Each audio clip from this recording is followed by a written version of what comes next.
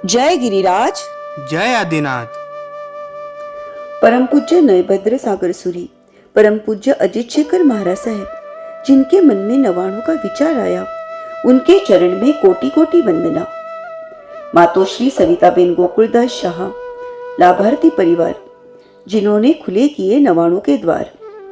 Somebody धर्मशाला, जहां था हमारा निवास, और जिसने दिया हमें इस यज्ञ में भरपूर साथ।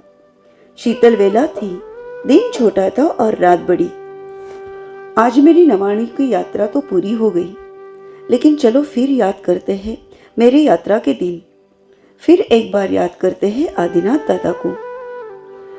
आदिनाथ दादा के ओरा से मेरी चेतना दादा की ओर खिंचाई गई थी। आज नवाणों की बात आपके सामने प्रस्तुत करते हैं तो मेरी आंखों में खुशी के आंसू बरस रहे हैं। याद है वो दिन जब फॉर्म तो आ गया था, मम्मी ने तो उसे भर भी दिया था। स्कूल से 40 दिन तक छुट्टी, इसका आनंद तो अपार था। फिर भी मन में एक था डर। नवाणों का यात्री बनना बहुत आसान था, पर पता नहीं था कि मैं रोज के 10,000 सीढ़ियां कैसे चढ़ने वाला था। किसको पता था कि जय गिरिराज की धुन में कितनी ताकत होती है। पालिताना में पहुंचने के बाद सभी नन्हे मुन्ने यात्रिकों को देखकर दिल को थोड़ी राहत पहुंची। और फिर आ गया वो दिन, प्रथम यात्रा का।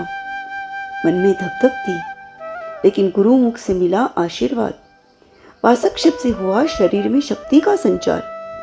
लाभार्थी परिवार ने किया विजय तिलक, और चलने लगे हमारे पैर अविस्मरणीय आदिनाथ दादा की तरफ। रुकते रुकते, खुद को संभालते, पूरे माहौल का अनुभव लेते मैंने अपनी पहली यात्रा पूरी की। दादा के दर्शन के बाद मन को ठंडक पहुंची। नीचे आते आते एकासना का मेन्यू कार्ड मेरे आंखों के सामने दिखने लगा। कई बार सोचा, यार चलो चलते हैं ना घर। कहा घर के थाट बाट, और कहा यह शरीर को तपाने का घाट। पर मम्मी साथ में थी। विश्वास की डोर और मेरे डगमगाते हौसले को उसने हमेशा संभाल के रखा। पहली बार मैं गुरुदेव के मुख से व्याख्यान सुन रहा था। प्रतिक्रमण एक दैनंदिन क्रिया है, इसका तो मुझे एहसास भी नहीं था। मेरी आई को मैंने घर में रोज सुबह शाम प्रतिक्रमण करते हुए देखा तो था, लेकिन तब मुझे लगता था इनको नींद नहीं आती और इनको कुछ काम नहीं है, इसलिए रोज सुबह शाम 1 घंटा ये भगवान को याद करते हैं। सुबह उठने के लिए मन को तैयार करना पड़ता था।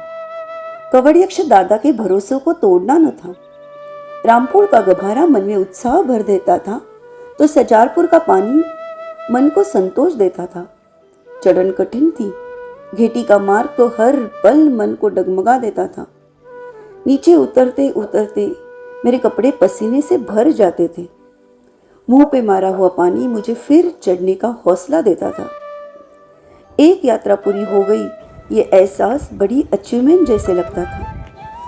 तेल मालिश, गर्म पानी से पैर की मसाज, अब आनंद आने लगा था। दोस्त बनने लगे थे। एकासनी के मेनू तो रोज मन में नई एनर्जी भर देते थे। अब तो मैं मेरे घर को भूलने लगा था। मानो दादा को दिन में कितनी बार मिलूं, यही चैलेंज लगा रहता था। और अचानक वो दिन आ गया जो मेरा एक बड़ा सपना था। करना था उसे मुझे बर्थडे के दिन, लेकिन पूरा ना हो सका क्योंकि मैं बीमार हो गया था। मेरा सपना था छठ करके 7 यात्रा। जिंदगी में पहली बार किया था मैंने उपवास। छठ करने का तो मैंने कभी सोचा भी नहीं था। मेरे दोस्त, मेरे मासी ने तो 7 यात्रा कर भी ली थी। फिर तो मैं खुद को रोक ही नहीं सका, और मैंने चौयार छठ करके पहले दिन 6 यात्रा भी कर ली। मानो मैं सुपरमैन बन गया था। मुझे आज भी सरप्राइज है कि मैंने ये कैसे कर लिया। पहली यात्रा तो मुझे याद है, लेकिन मुझे लगता है बाकी यात्रा के लिए दादा मुझे गोदी में बिठाकर लेके चले थे। दादा की कृपा का एहसास मुझे हर पल होता था, वरना मेरे जैसे शूद्र बालक ये कैसे कर पाता। दूसरे दिन तो आने के बाद मैं सपने में दादा से मिलके भी आया था। आंखें खुलने के बाद देखा तो मेरे नाना नानी, बड़े पापा, भैया मेरे पास पहुंचे थे। पारने का थाट तो गजब ही था। मैं तो इंतजार कर रहा था कब नौकारसी हो, कब मैं पानी पीऊं या कुछ खा लूं। और वैसे तब तक मैंने अपनी हाफ सेंचुरी भी कंप्लीट कर ली थी। अब तो मुझे दादा के शरण में ही रहना था। सुबह उठकर कब मैं तलेटी को वंदन करूं और कब दादा को मिलने निकल पड़ूं, ऐसे लगता था। रोज के चैत्यवंदन की क्रिया शरीर के रोम रोम में उल्लास भर देती थी। मेरी इस पूरी नवाणु यात्रा में मैंने रोज नए नए अनुष्ठान देखे। मैंने देखी एक अनुपम दीक्षा, मैंने लिखे मेरे भाव भरे पत्र, मैंने एंजॉय की रोज की भक्ति और प्रभु के साथ की दोस्ती। आज मुझे इन पंक्तियों का अर्थ समझ में आ रहा है। शत्रुंजय समूह तीरथ नहीं, ऋषभ समूह नहीं देव, गौतम सरीखा गुरु नहीं, वड़ी वड़ी वंदोते हैं। एक एक डगलू भरू शत्रुंजा समुजेह, ऋषभ कहे भव कोड ना, कर्म कपावे तेह। मुझे पता नहीं मुझे मोक्ष मिलेगा या नहीं, मुझे पता नहीं मेरे मृत्यु के बाद मेरा जीवन कैसे होगा, लेकिन मुझे दृढ़ विश्वास है कि मृत्यु तक मेरी जिंदगी प्रभु आदिनाथ दादा के चरणों में समर्पित होगी। हे दादा, तेरा लाख लाख आभार कि तूने मुझ जैसे बालक को तेरी शरण में लिया। कोटि कोटि वंदन मेरे मम्मी पापा को जिन्होंने मुझे मार्ग पर चलने की प्रेरणा दी। शतश नमन मेरे आई दादा को जिनके संस्कारों से मेरा जीवन सिंचन हुआ। Thank you to Palak for this celebration. बड़े पापा, बड़े मम्मी, भैया, फई, फुआ, दादा दादी, मासा मासी, मामा मामी, सभी को big thank you for your blessing. जय गिरिराज, जय आदिनाथ। अंत में मैं मेरी नवाणु की यात्रा कभी नहीं भूलूंगा। नमस्कार गिरिराज ने रे, पूजो गिरिराज ने रे, जय गिरिराज, जय गिरिराज।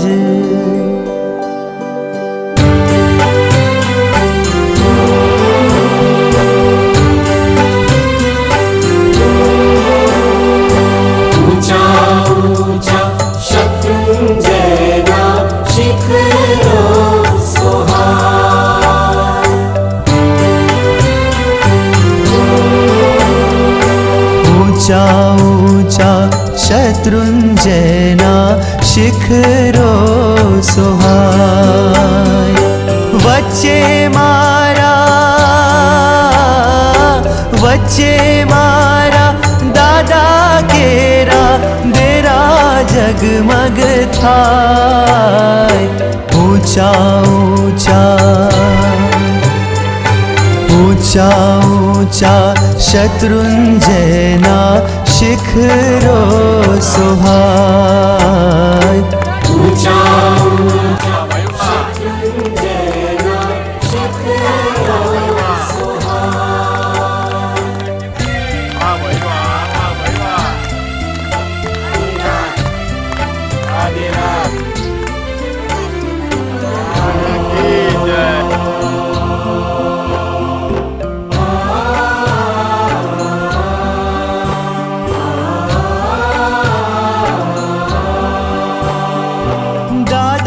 तारी यात्रा करवा।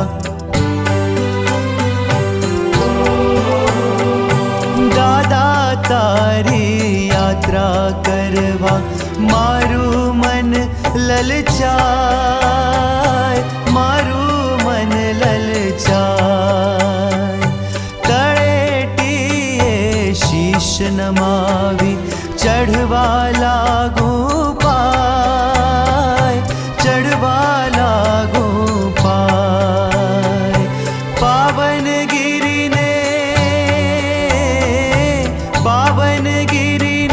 स्पर्श खाता, पापो दूर पलाय। ऊंचा ऊंचा